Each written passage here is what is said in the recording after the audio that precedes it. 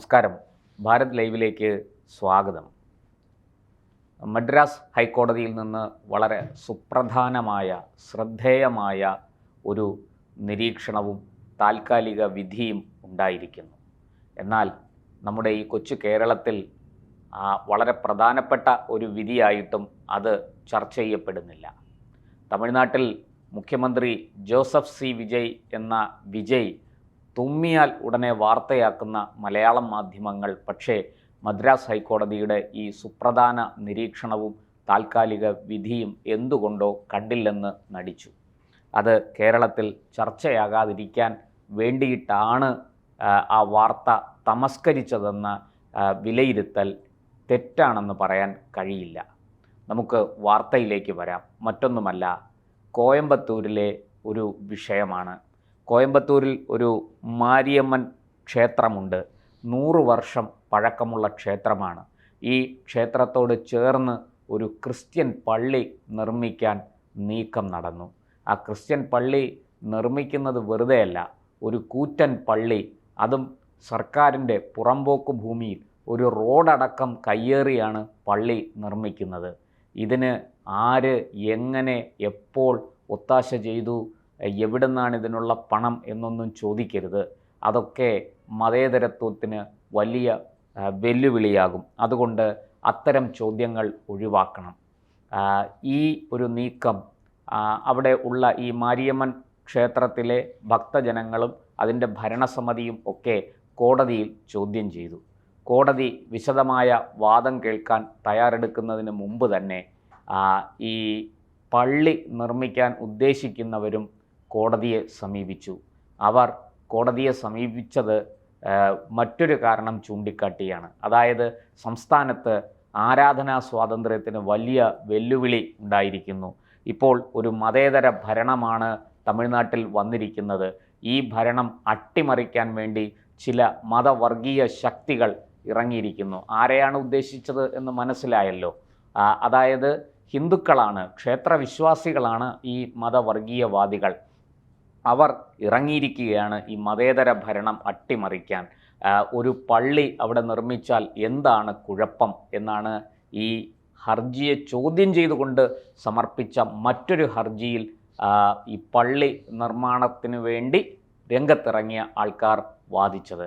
എന്തായാലും മദ്രാസ് ഹൈക്കോടതി വളരെ പ്രാഥമികമായിട്ട് ഇതിനെ വളരെ നല്ല രീതിയിൽ വിലയിരുത്തിയ ശേഷം ഒരു താൽക്കാലിക വിധി പറഞ്ഞു. അതായത് പള്ളി നിർമ്മാണം കോടതി പറഞ്ഞതിന് ശേഷം മാത്രം മതി, തൽക്കാലം അവിടെ പള്ളിയും പട്ടക്കാരും മാറി നിൽക്കട്ടെ, വിശദമായ വാദം കേട്ടതിനു ശേഷം മാത്രം പള്ളി നിർമ്മാണം നടത്തിയാൽ മതി എന്നാണ് കോടതി നിർദ്ദേശിച്ചിരിക്കുന്നത്. ഞാൻ ആ വിധിയുടെ വിശദാംശങ്ങളിലേക്ക് വരാം. വളരെ ആഴത്തിൽ പഠിക്കേണ്ട ഒരു വിധിയാണ് കോടതി പുറപ്പെടുവിച്ചിരിക്കുന്നത്. എന്തായാലും ഈ ഞാൻ പറഞ്ഞതുപോലെ ഈ ക്ഷേത്രത്തിൻ്റെ തൊട്ടടുത്ത് പുറമ്പോക്ക് ഭൂമി, ഒരു റോഡ് അടക്കം കയ്യേറിയാണ് പള്ളി നിർമ്മിക്കാൻ നീക്കം നടത്തിയത്.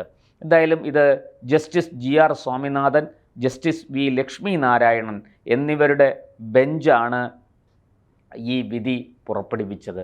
ഇത് ശരിക്കു പറഞ്ഞാൽ കഴിഞ്ഞ മെയ് 29 പുറത്തു വന്ന വിധിയാണ്. പക്ഷേ എന്തുകൊണ്ടോ ഇത് വലിയ ചർച്ചയായില്ല. ഇപ്പോഴാണ് ഈ വിഷയം കൂടുതൽ ശ്രദ്ധയാകർഷിക്കുന്നത്. കോടതിയുടെ നിരീക്ഷണങ്ങൾ, കോടതിയുടെ കണ്ടെത്തലുകൾ. അതായത് ഈ കോയമ്പത്തൂർ എന്ന് പറയുന്നത് ഒരു സാമുദായിക സംഘർഷം എപ്പോൾ വേണമെങ്കിലും ഉണ്ടാകാൻ സാധ്യതയുള്ള ഒരു പ്രദേശമാണ്. നമുക്കറിയാം, അവിടെ പണ്ട് വലിയ സ്ഫോടനം 1998-99 കാലത്ത് അവിടെ വലിയ സ്ഫോടനം നടക്കുകയും വലിയ രീതിയിൽ കോയമ്പത്തൂർ ഒരു വ്യാവസായിക നഗരം ഉൾപ്പെടുന്ന ജില്ലയാണ്. ആ വ്യാവസായിക നഗരവും ആ ജില്ലയും വലിയ രീതിയിൽ തകർന്നുപോയി. കേരളവുമായിട്ട് അതിർത്തി പങ്കിടുന്ന, പാലക്കാടുമായിട്ട് അതിർത്തി പങ്കിടുന്ന ഒരു പ്രദേശം കൂടിയാണ്, അല്ലെങ്കിൽ ഒരു ജില്ല കൂടിയാണ് കോയമ്പത്തൂർ.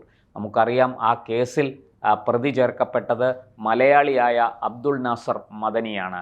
അബ്ദുൾ നാസർ മദനിയുടെ നേതൃത്വത്തിൽ ഗൂഢാലോചന നടത്തി അവിടെ വിവിധ കേന്ദ്രങ്ങളിൽ ബോംബ് സ്ഫോടനങ്ങൾ നടത്തി എന്നതായിരുന്നു കേസ്. പിന്നീട് തെളിവില്ലെന്ന കാരണത്താൽ, അതായത് അബ്ദുൾ നാസർ മദനിയെ കുറ്റവാളിയായിട്ട് പ്രഖ്യാപിക്കാനുള്ള തെളിവുകളുടെ അഭാവം ചൂണ്ടിക്കാട്ടി കോടതി മദനിയെ വെറുതെ വിട്ടു. മദനി നിരപരാധിയാണ് എന്നാണ് കേരളത്തിലെ ഇരു മുന്നണികളും വാദിച്ചിരുന്നത്. അതിനുവേണ്ടി അവർ നിയമസഭയിൽ ഏകകണ്ഠമായി പ്രമേയം പോലും പാസാക്കി കളഞ്ഞു. അതവിടെ നിൽക്കട്ടെ. ഇത് കോയമ്പത്തൂരിൻ്റെ ചരിത്രം പറഞ്ഞപ്പോൾ ഞാൻ പറഞ്ഞുവെന്നേ ഉള്ളൂ. ഈ മാരിയമ്മൻ ക്ഷേത്രത്തിൻ്റെ അടുത്ത് നിർമ്മിക്കുന്ന തൊട്ടടുത്ത് നിർമ്മിക്കുന്ന ഈ ക്രിസ്ത്യൻ പള്ളിയിൽ ആ പള്ളിയുമായി ബന്ധപ്പെട്ട് വിശ്വാസികളുടെ എണ്ണം കേട്ടാൽ നമ്മൾ ഞെട്ടിപ്പോവും. 50-ൽ താഴെ വിശ്വാസികൾ മാത്രമേ ഉള്ളൂ. അവിടെ ഒരു 1000 കുടുംബങ്ങൾ, അതിന് ചുറ്റുമായിട്ട് ഏതാണ്ട് 1000 കുടുംബങ്ങൾ തിങ്ങിപ്പാർക്കുന്നുണ്ട്. അതിൽ 950 ഹിന്ദുക്കളാണ്. ഒരു 15 കുടുംബങ്ങൾ മുസ്ലിം കുടുംബങ്ങളാണ്. ബാക്കി വരുന്നതാണ് ഈ ക്രിസ്ത്യൻ കുടുംബങ്ങൾ. ആ ക്രിസ്ത്യൻ കുടുംബങ്ങൾക്ക് ആരാധിക്കാനാണത്രേ ഇത്രയും കൂറ്റൻ പള്ളി നിർമ്മിക്കുന്നത്. ഈ വൈരുദ്ധ്യം കോടതി ചൂണ്ടിക്കാട്ടി എന്നും മാത്രമല്ല, ഇങ്ങനെ ക്ഷേത്രത്തിനോട് ചേർന്ന് ഈ പള്ളി നിർമ്മിക്കുന്നതിൽ ദുരുദ്ദേശമുണ്ട് എന്നുവരെ കോടതി കൃത്യമായിട്ട് പറഞ്ഞു. ഈ ഹർജിക്കാരുടെ വാദങ്ങൾ, അതായത് ക്ഷേത്രത്തിന് സമീപം പള്ളി നിർമ്മിക്കാൻ അനുമതി നൽകരുത് എന്നാവശ്യപ്പെട്ട് കോടതിയെ സമീപിച്ച ഹർജിക്കാരുടെ വാദങ്ങൾ തള്ളിക്കളയാൻ കഴിയില്ല എന്നായിരുന്നു കോടതിയുടെ നിരീക്ഷണം. അതുപോലെ ഈ ഭൂരിപക്ഷമായ ഹിന്ദുക്കൾ പള്ളി നിർമ്മാണത്തെ എതിർക്കുന്നത് എന്തോ ഒരു വർഗീയ നീക്കം എന്നാണ് പള്ളി നിർമ്മാണ കമ്മിറ്റിയുടെ വാദം. അവർ അതിന് ചൂണ്ടിക്കാണിച്ചത് അതാണ് വളരെ, ഞാൻ നേരത്തെ പറഞ്ഞതുപോലെ, വളരെ ചിന്തിക്കേണ്ട ഒരു വിഷയം. അതായത് തമിഴ്നാട്ടിൽ ജോസഫ് സി വിജയ് എന്ന തികഞ്ഞ 916 മതേതരക്കാരൻ അവിടെ മുഖ്യമന്ത്രിയായി ചുമതലയേറ്റു. അപ്പോൾ ഈ മതേതരക്കാരൻ അവിടെ ഭരിക്കാൻ വന്നതിൽ പ്രതിഷേധിച്ച് ചില മതവർഗീയ ശക്തികൾ ആ ഭരണത്തെ അട്ടിമറിക്കാൻ വേണ്ടിയിട്ടാണ് ഈ പള്ളി നിർമ്മാണം തടയുന്നത് എന്നാണ് ഹർജിക്കാരുടെ വാദം. ഈ ഭരണമാറ്റത്തിന് പിന്നാലെ മതമൗലികവാദികൾ തമിഴ്നാട്ടിൽ തലപൊക്കിയിരിക്കുന്നു ഈ ഭരണത്തെ അട്ടിമറിക്കാൻ എന്നും അവർ പറഞ്ഞു വെച്ച് കളഞ്ഞു. എന്തായാലും ഒരു കാര്യം നമ്മൾ മനസ്സിലാക്കണം. തമിഴ്നാട് നിയമസഭയുടെ ആദ്യ സമ്മേളനത്തിൽ തന്നെ സ്പീക്കർ JCD പ്രഭാകർ ബൈബിളിൽ നിന്നുള്ള വരികളാണ് ഉദ്ധരിച്ചത്. അപ്പോൾ ഇത് ഏത് തരം മതേതരത്വമാണ് എന്ന് നമുക്ക് മനസ്സിലാക്കാൻ വലിയ ബുദ്ധിമുട്ടൊന്നുമില്ല.